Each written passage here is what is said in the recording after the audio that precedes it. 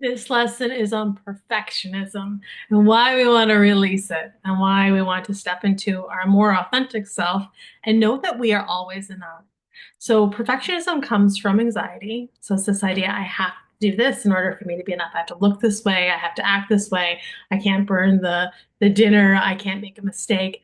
And that causes all kinds of issues in our lives, including anxiety. So, you might be pretty high functioning if you are struggling with perfectionism. But even if your life seems like on the outside perfect or everything's pulled together, on the inside, you're not going to be able to have peace as long as you've associated this is going to give me worth or this is going to give me value. One of the barriers to perfectionism is that deep sense of peace, a sense of self-love. So let's talk about why you want to start releasing it. So first thing is going to be less anxiety. So when we no longer feel like we need to be perfect, we're going to not be as anxious because that comes from a thought of I'm not lovable unless. Increased productivity. You're going to be more capable of doing more things when you don't need to be perfect in order to do that. So if you think about this could be a wide range of things. This could be someone not wanting to talk on the phone because they think that their voice isn't perfect, or they might say the wrong thing, so they need to text so they can double check it. Someone might not want to bake cookies because then the kitchen would get a mess, and then they might have anxiety about that because then they'll feel like they're not perfect. Maybe this idea that I don't want to, make a course or teach something because what if I make a mistake, or what if people judge me? So when we are being perfect, it affects our ability to function in the world and to allow our lights to flow the way it's supposed to. So we're always being pulled to do different things, to speak to different people, to take certain actions in our lives.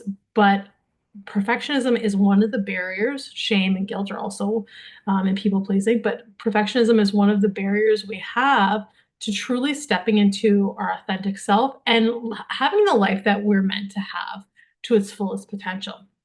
So people who release perfectionism are actually more productive long term because they don't have the walls. So they're able to go more places mentally and maybe in travel as well too. But being able to push yourself outside of the box comes from being able to be messy or being able to make a mistake, being able to have errors and know that you're still enough. So that core thought, I'm always enough, is essential in order to be able to release perfectionism. So when we release this, it also increases safety for others. So whether you're a parent and a child or it's your friend, when you say, I need to be this way for me to be enough, and you're showing anxiety about not being perfect or not having your hair a certain way or making an error when you're cooking, and you're hard on yourself, you're teaching other people to be hard on themselves, and they're going to actually feel less safe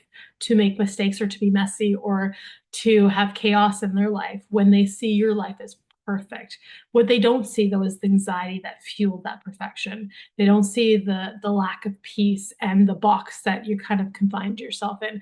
So by releasing perfectionism, you actually make it safer for other people to also make mistakes and to be their authentic self instead of living in the world where we're pretending we have it all together and everything's perfect. We're able to authentically be where we are, and we teaching other people that they can also be where they are.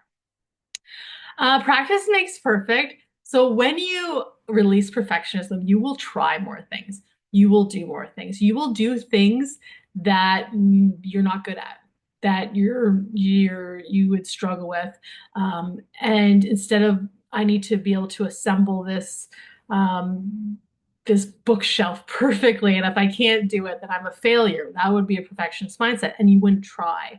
Also, too, like it's if you decided I can't make a turkey because I will burn it or undercook it or screw it up, and that's not okay. You won't even attempt to make the turkey.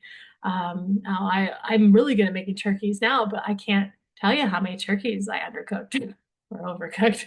Part of the process of becoming good at anything is having experience. And when you believe that you have to be perfect, the things that you don't have skill in and don't have experience in, you will be avoidant in doing those things and you'll have less experience.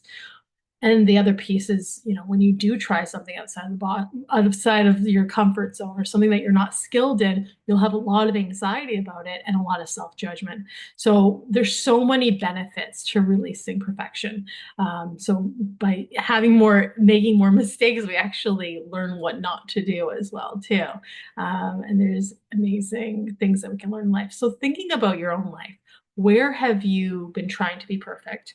Where have you avoided doing things because you want to be perfect and you rather not do it than do it and fail? Okay. And starting to see failure is actually part of our success in life. And we have to be open to making mistakes in order to be able to allow our lives to unfold the way they're meant to. So let's look at the how to. Okay. That's the spot. Okay. So the core of what's going to help you release perfectionism is this thought, I am always enough. It's increasing your self-love, knowing that you're lovable, you are worthy. You don't have to be perfect. You can make mistakes. You can be messy. If your best is that the dishes aren't done, then the dishes aren't done. Are you doing your best to, care for your home and your body? Absolutely. But whatever your best is, you're always enough. And then your best will get better with self-love and self-compassion. So release the fear of losing love. So that's the core of anxiety.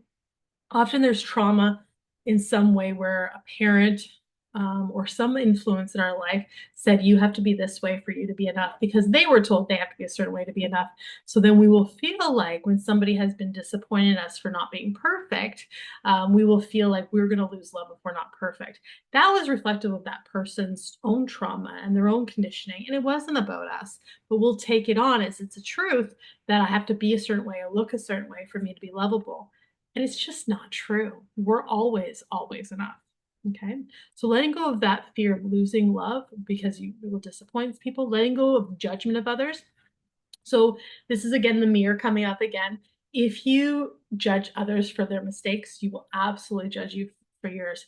If you see somebody taking initiative to try and fail or make a mistake and seeing that as a positive, because that's going to allow them to have the growth that they want to have, and seeing that as something as courageous, that's going to allow you to also treat yourself the same way because you will treat yourself the way you see others. So if you judge others for what is their best, you will not only judge yourself, but you also fear that others will think about you the way you thought about that person. So releasing judgment of others is really key to this. You're going to have progress of outcomes. Um, so you're going to focus on progress instead of the outcomes, and you will have a progress in your outcomes. So focusing on is the shepherd's pie tastier than it was last time?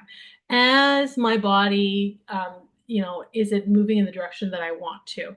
Am I doing things more loving? Am I feeling more peace? Opposed to I have to be perfect, perfect body, perfect shepherd's pie, perfect mental health. Being able to be gentle with yourself as you do this work as well.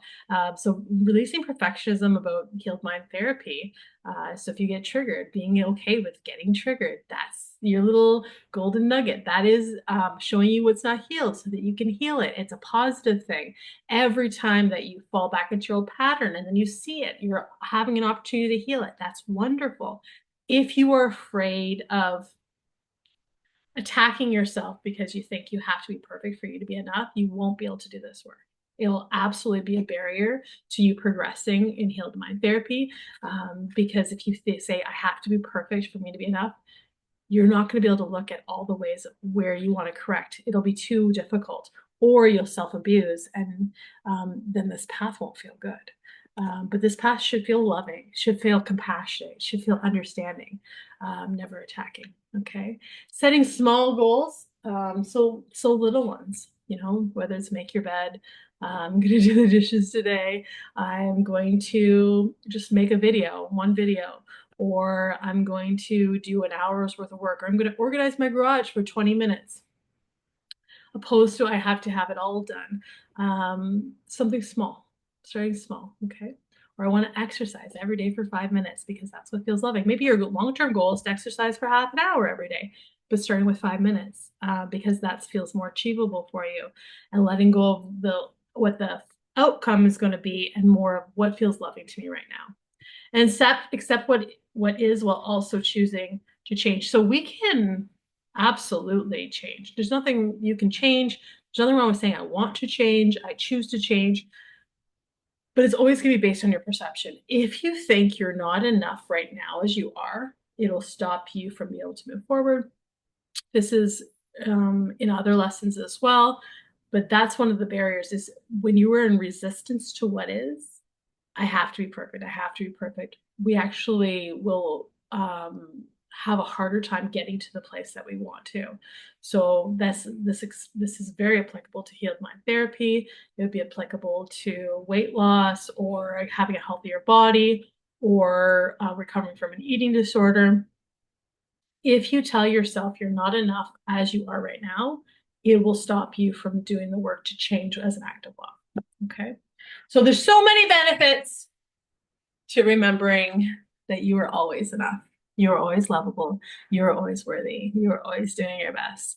And your best is enough. And every time you fall down, you're learning new ways to not fall down. You're learning how to change and how to grow. And it's all lessons and it's all for your good.